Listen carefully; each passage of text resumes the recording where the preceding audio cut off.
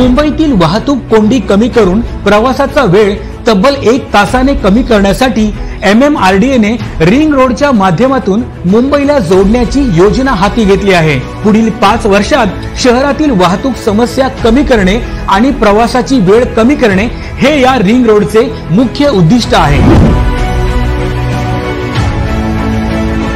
MMRDA ने या ring रोडसाठी 58,000 कोटी रुपये मंजूर केले आहेत। या योजनेतून 90 किलोमीटरपेक्षा जास्त लांबीचे रस्ते, पूल आणि बोगदे तयार केले जाणार आहेत।